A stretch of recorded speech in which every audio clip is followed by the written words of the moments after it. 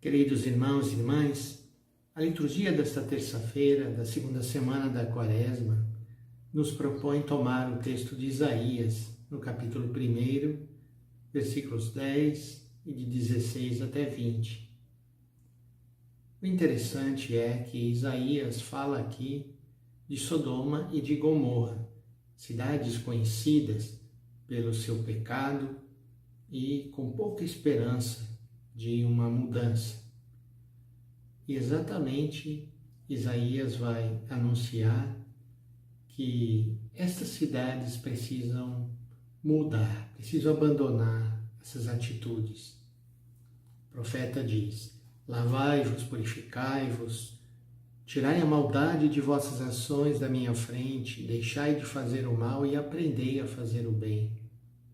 Procurai o direito, corrigi o opressor, julgai a causa do órfão, defendei a viúva. E esse convite é feito exatamente a uma situação onde o pecado está avançando, está disseminado por todos os lados. E o surpreendente do texto de Isaías é a segunda parte.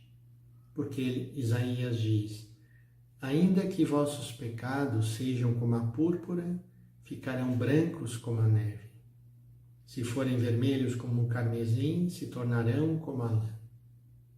Se consentirdes em obedecer, comereis as coisas boas da terra.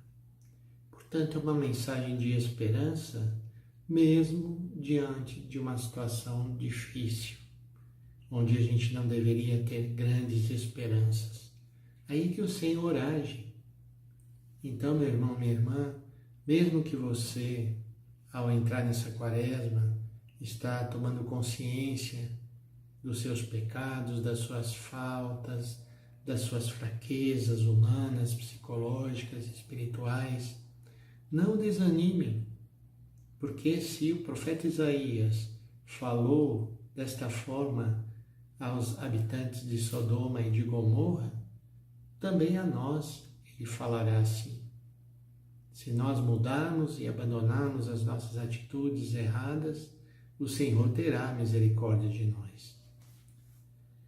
O Evangelho para a terça-feira é Mateus 23, de 1 a 12.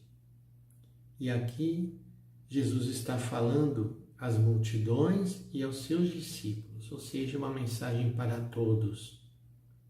E ele fala contra os mestres da lei e os fariseus, dizendo que nós não devemos fazer como eles fazem, mas seguir o que eles dizem.